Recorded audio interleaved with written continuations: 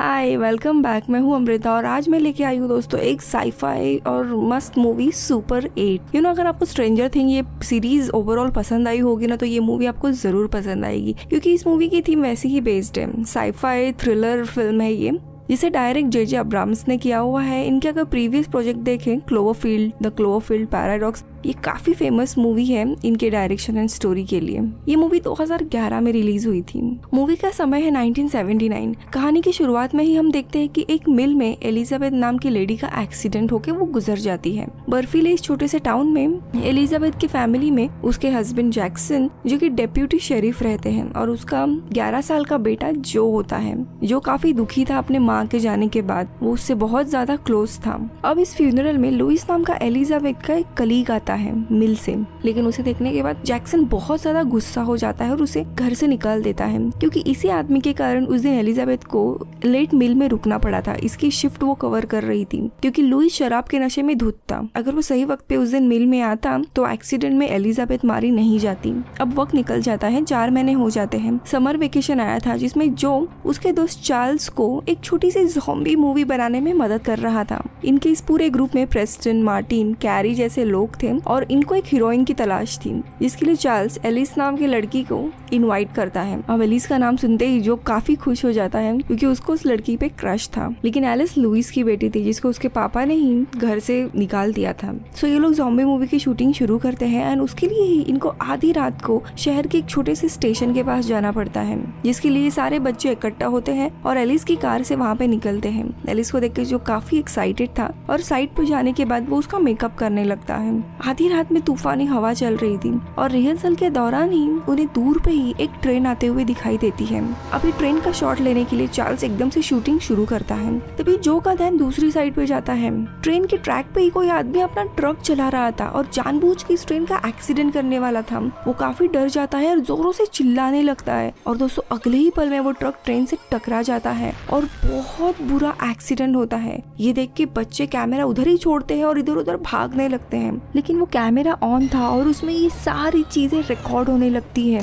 दोस्तों यहाँ पे जो इफेक्ट यूज किए हैं ना, पूरा जो एक्सीडेंट था उसके बाद ट्रेन किस तरीके से पूरा पलट जाती है, वो आई स्वेयर अमेजिंग और माइंड ब्लोइंग है। पूरा सीन जो है लिटरली 2 मिनट का है, जहाँ पे ट्रेन पूरी तरीके से ट्रैक से हट जाती है। हर जगह ब्लास्ट और ट्रेन के कुछ कंटेनर हवा में उड़ने लगते हैं, और ये बच्चे जहाँ पे छुपने के लिए गए थे उसी के आसपास बड़े बड़े पार्ट्स गिरने लगते हैं। पूरी उथल पुथल हो जाती है और बच्चे इसी में ही एक दूसरे से अलग होते हैं। जो छुपने के लिए कंटेनर के सामने आता है, लेकिन कंटेनर के अंदर से भारी डरावनी आवाजें आ रही थी, इसीलिए डर के वो उधर ही रुक जाता है। और अचानक से कंटेनर का दरवाजा कोई अंदर से जोरों से तोड़ देता है। जो डर के ये आगे देखने जाता है, लेकिन तभी वहाँ पे उसके दोस्त आ जाते हैं और उसका ध्यान हटता है। उस क्रैश के आसपास इन्हें अजीब तरह के व्हाइट कलर के क्यूब्स दिखाई देते हैं। फिर उसके बाद वे लोग उस कार के यहाँ पे जाते हैं जो ट्रैक पे थी। पास जाने पे उन्हें पता लगता है कि ये ट्रक में उनके बायोलॉजी टीचर डॉक्टर वुडवर्ड थे, अधमरे हालत में थे, और उनके हाथ में एक ट्रेन का मैप था। यानी जानबूझ के उन्होंने ट्रेन का एक्सीडेंट किया था। जो उनके हाथ से वो मैप लेता है, लेकिन तभी अधमरे से हालत में वो अचानक से उठते हैं और इनके ऊपर सीधा बंदूक तान देते हैं। जोर जोर से इनको डांटने लगते हैं कि यहाँ से भागो, अगर उनको पता चला ना तो तुम्हारी खैर नहीं, तुमको और तुम्हारे सारे परिवार को वो लोग मार डालेंगे।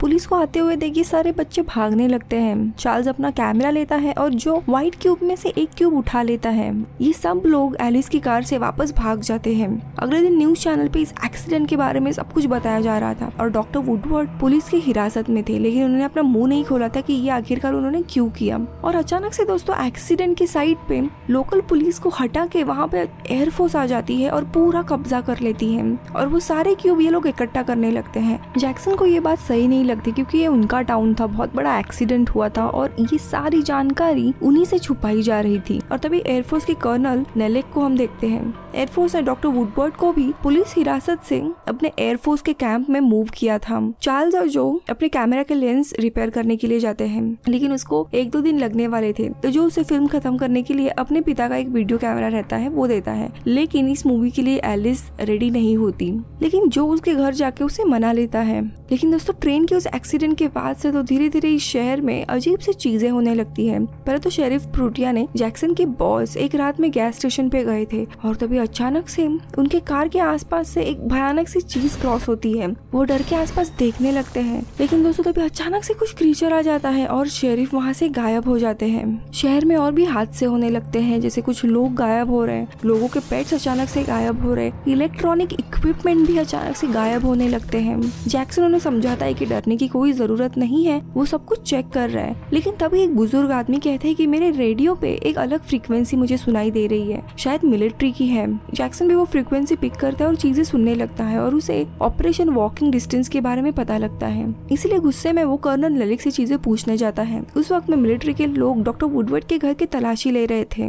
और मजेदार बात यह है कि चार्ल्स को भी अपने मूवी की शूटिंग के दौरान बैकग्राउंड में मिलिट्री के लोग चाहिए थे, इसीलिए ये बच्चे भी उधर ही शूट कर रहे थे। जैक्सन वहाँ पहुंचता है तब जो को एलिस के साथ देख के भड़क जाता है, लेकिन चुपचाप उसे गाड़ी में बैठने के लिए कहता है और फिर कर्नल नेलिक से मिल के उसे चीजें पूछने लगता है कि भाई टाउन के लोग गायब हो रहे हैं, चल क्या रहा है, तुम लोग क्या कर रहे हो, और ऑपरेशन वॉकिंग डिस्टेंस के बारे में भी पूछता है। तो नेलिक उसे अपने बेस कैंप आने के लिए कहता है क्योंकि वो इधर चीजें बता नहीं सकता। फिर जैक्सन जो को लेके घर चला जाता है। जो को तो वो पहले काफी डांटता है एलिस के ऊपर से और बाद में इंडियन पेरेंट्स की तरह ही उसे एक वार्निंग दे देता है कि अगर तुम सुधरे नहीं ना तो तुम्हें बोर्डिंग स्कूल में डाला जाएगा, और गुस्से से वहाँ से निकलता है। लेकिन जैसे ही एयरफोर्स के बेस कैंप में पहुँचता है उसे अरेस्ट किया जाता है। जो काफी उदास था, इसीलिए इस रात के अंधेरे में ही वो सिमेट्री जाता है मम्मी के यहाँ पे विजिट करने के लिए। लेकिन सिमेट्री के गैरेज में उसे बहुत डरावनी आवाजें आने लगती है और वो वहाँ से भाग जाता है। घर आने पर उदास बैठा था, लेकिन तभी वहाँ पे एलिस आ जाती है और दोनों भी एक दूसरे को पसंद कर रहे थे और बातें करने लगते हैं। लेकिन जो ने जो क्यूब लाया था वो जोरों जोरों से हिलने लगता है और सीधा दीवार पार करके सामने ही पानी की एक बहुत बड़ी टंकी थी वहाँ पे खींचा चला जाता है। कुछ देर के बाद एलिस अपने घर चली जाती है, लेकिन लुइस भी शराब के नशे में था और उसे डांटने लगता है। उनकी डांट सुन के वो गुस्से से घर से निकल जाती है। लुइस भी उसके पीछे पीछे जाता है उसे रोकने के लिए, और लुइस का एक जगह पे एक्सीडेंट हो जाता है और गुस्से में एलिस ये सब देख ही रही थी। लेकिन तभी अचानक से कोई एक क्रीचर आ जाता है उसके सामने और दोस्तों वो भी गायब हो जाती है। अभी तक हमें मूवी में क्लियरली बताया नहीं है कि ये क्रीचर कैसे दिखता है। लुइस के सामने ये हादसा हुआ था, वो काफी जोरों से रोने लगता है और जोरों जोरों से चिल्ला रहा था। लेकिन तभी वहाँ पे एयरफोर्स के ऑफिसर आते हैं और उसे लेके जाते हैं। उसी रात को हम देखते हैं एयरफोर्स के बाकी लोग जो है आसपास के जंगल को लिटरली आग लगा देते हैं, पूरा जंगल जला देते हैं। यहाँ पे बच्चों को कुछ भी पता नहीं था कि पिछले रात क्या क्या हुआ है। अगले दिन जॉर्ज चार्ल्स अपना कैमरा जो ठीक हुआ था वो लेके आते हैं, फिल्म देखने लगते हैं। और दोस्तों तब उन्हें पता चलता है कि ट्रेन से जो आवाजें आ रही थी वो क्या था। दरअसल एक बहुत ही बड़ा और भयानक क्रीचर वहाँ से रिलीज हुआ था और तभी अचानक से जोरों जोरों से मिलिट्री के सायरन बजने लगते हैं। उस आग का नाटक रचा के मिलिट्री पूरे शहर को खाली कर रही थी। शहर के बाहर एक टाउन हॉल था, उसमें सब लोगों को रहने का इंतजाम किया था। हम देखते पूरा शहर उस हॉल में आया था। लेकिन वहाँ पे जो एलिस को ढूंढने के लिए जाता है, लेकिन उसे लुइस वहाँ पे दिखता है। वो काफी अजीब हालत में था, कांप रहा था, और तभी वो जोगी कॉलर खींचता है, कहता है कि मेरी बेटी को बचाओ। वो बड़ा सा क्रीचर उसे लेके गया है। फिर जो अपने दोस्तों के साथ मिलकर एक प्लान बनाता है उसे बचाने का, लेकिन उन्हें पहले ढूंढना था कि आखिरकार ये सब कुछ माजला क्या है, वो क्रीचर कहाँ से आया। तभी उन्हें याद आता है कि स्कूल के पीछे डॉक्टर वुडवर्ड का एक स्टोरेज रूम है। फिर ये लोग चुपके से वहाँ से निकलते हैं और उस स्टोरेज रूम में जाते हैं, जहाँ उनको काफी सारे डॉक्यूमेंट मिलते हैं उनके पुराने जॉब्स के। कई सारे फिल्में रखे हुए थे। ये सारी डॉक्यूमेंट फिल्म्स लेके वे लोग स्कूल जाते हैं और वहाँ पे वीसीआर पे लोग प्ले करने लगते हैं। और दोस्तों यहाँ पे मूवी का पहला प्लॉट रिवील होता है।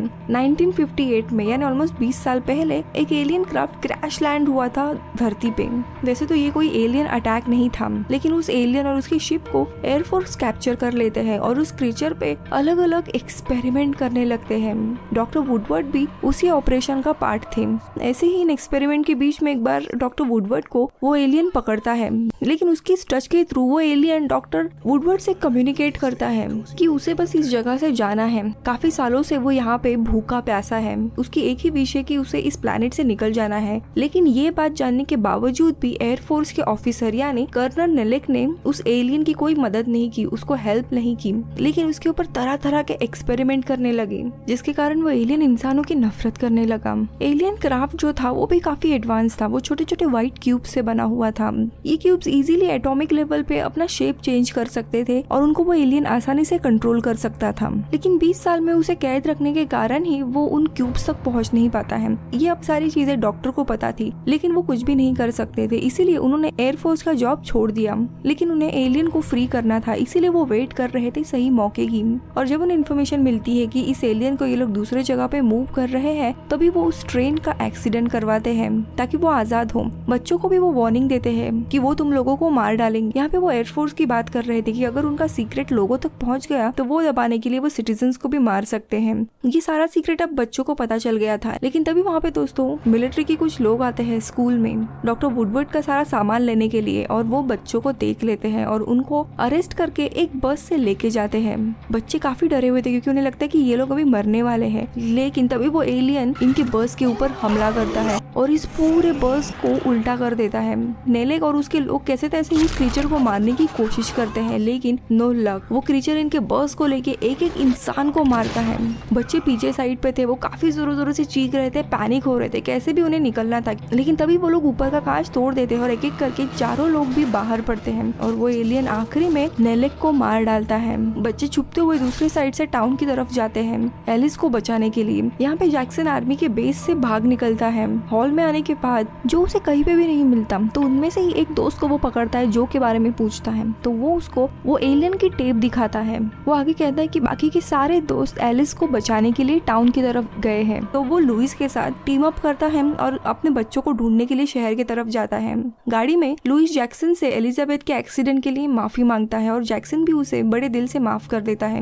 बच्चे टाउन में जब आते हैं तब काफी बड़े बड़े टैंक्स टाउन में आए हुए थे उस एलियन को मारने के लिए, लेकिन उसके प्रेजेंस के कारण वो काफी अजीब तरीके से काम कर रहे थे और एलियन के ऊपर फायरिंग करने के बजाय वो आसपास के घरों के ऊपर ही फायरिंग कर रहे थे, जिसमें इनका दोस्त मार्टिन इंजर होता है। चार्ल्स उसके साथ रुकता है। उसके बाद फिर जो को याद आता है कि सिमेट्री के यहाँ पे ही उसने उस एलियन को एक बार देखा था। तो जो एंड कैरी दोनों भी उस सिमेट्री के गैरेज में जाते हैं। दोनों भी वहाँ पहुँचते तब उन्हें और एक बड़ा शॉक लगता है। उस रूम के नीचे बहुत बड़ा टनल खोदा हुआ था। अब आगे जाने पे खतरा है, ये जानने के बावजूद दोनों भी एलिस के चक्कर में उस खतरे में उतरते हैं। नीचे बहुत बड़ा टनल था जो सीधा पानी की जो टंकी थी उससे कनेक्ट हो रहा था। और यहाँ आखिरी में हम देखते हैं जितने भी इलेक्ट्रॉनिक चीजें गायब हुई थी शहर से, उनके मदद से ये एलियन अपनी शिप तैयार करने की कोशिश कर रहा था। और जो लोग शहर से गायब हुए थे उनको भी वहाँ पे ही टांग के रखा हुआ था, जिनमें उसे खुद एलिस दिखती है। ये दरअसल एलियन का खाना था। ये दोनों भी एक प्लान बनाते हैं। कैरी के पास फटाके थे तो टनल के दूसरे साइड पे वो जाता है और फटाके जलाने लगता है। ये अजीब सी आवाज सुन के वो एलियन उस दिशा में जाता है तो दूसरे साइड से ये लोग एलिस को फ्री करते हैं। वहीं पे उनको एक और लड़की और शेरिफ भी दिखाई देते हैं जो गायब हुए थे। लेकिन तब तक एलियन यहाँ पे आ जाता है और उस लड़की और शेरिफ को मार डालता है। आखिरी में इन तीनों के पास कोई भी रास्ता नहीं था, ऑलमोस्ट ये लोग मरने वाले थे। जो आगे आता है और एलियन गुस्से से उसे उठा लेता है, लेकिन तभी दोनों के बीच में एक साइकिक कनेक्शन बनता है और जो साइलेंटली उसे एक मैसेज देता है कि डरने की कोई जरूरत नहीं है। भले ही अतीत में इंसानों ने उसके साथ काफी बुरा बर्ताव किया था, लेकिन वो अभी यहाँ से अपने घर जा सकता है। दोस्तों यहाँ पे फर्स्ट टाइम उस एलियन को एक ऐसा इंसान मिला था जो उसका फायदा नहीं ले रहा है, इसीलिए एलियन को भी रियलाइज होता है कि ये कोई बुरा बच्चा नहीं है। वो जो को उधर ही छोड़ देता है। उसके बाद फिर ये तीनों भी बच्चे उस टनल से बाहर निकलते हैं और टाउन की तरफ जाते हैं। टाउन में अभी भी मिलिट्री के लोगों के साथ अजीब चीजें हो रही थी। पूरा केओस था, गड़बड़ मची हुई थी, सारी चीजें हवा में उड़ रही थी और जो पानी की टाकी थी उसकी तरफ खींची चली जा रही थी। और तभी उस वक्त दोनों के भी पिता आ जाते हैं और तभी एलिस और जो अपने अपने पिता के साथ रियूनाइट होते हैं। उसी दौरान जो के माँ का जो लॉकेट रहता है वो भी हवा में उड़ने लगता है। जो उसे जाने नहीं देता, लेकिन उसे रियलाइज होता है कि उसे अतीत में नहीं रहना है, उसे मूव ऑन करना है और वो लॉकेट छोड़ देता है। और तभी अचानक से दोस्तों जो व्हाइट क्यूब्स थे आर्मी ने जिन्हें कैप्चर किया हुआ था वो उड़ते हुए पूरा उस पानी के टंकी को कनेक्ट हो जाते हैं। एंड जितनी भी चीजें लोहे की वहाँ पे कनेक्ट हुई थी जैसे कार, माइक्रोवेव या जो भी चीजें, वो सारी ट्रांसफॉर्म होके शिप का रॉकेट बन जाता है। और तभी वहाँ पे वो एलियन आ जाता है। शिप पूरी तरीके से कंप्लीट होती है जिसमें वो बैठ के आखिरी में वहाँ से चला जाता है विद हैप्पी एंडिंग। तो दोस्तों ये थी सुपर 8 की कहानी। आखिरी में क्रेडिट सीन में हम चार्ल्स की फिल्म देखते हैं जिसका नाम सुपर 8 था, बिकॉज चार्ल्स की शॉर्ट फिल्म का फॉर्मेट 8mm था considering time of the movie की कहानी कुछ ऐसी थी कि केमिकल फैक्ट्री में एक एक्सीडेंट होता है और एक ऐसा केमिकल बनता है जिससे लोग ज़ॉम्बी बनने लगते हैं। और यहाँ पे एक डिटेक्टिव यानी मार्टिन उस केस पे काम कर रहा था जिसकी पत्नी होती है एलिस। फिर एक डॉक्टर यानी चार्ल्स एंटीडोट बनाता है जिससे मार्टिन अपने ज़ॉम्बी बने पत्नी को वापस इंसानी रूप में लेके आता है और मूवी इधर ही खत्म हो जाती है। दोस्तों मूवी रियल में काफी ऑसम है, अगर आपको चांस मिले तो जरूर देखिए। मैं मिलूंगी आपसे अगले वीडियो में, तब तक के लिए बाय बाय।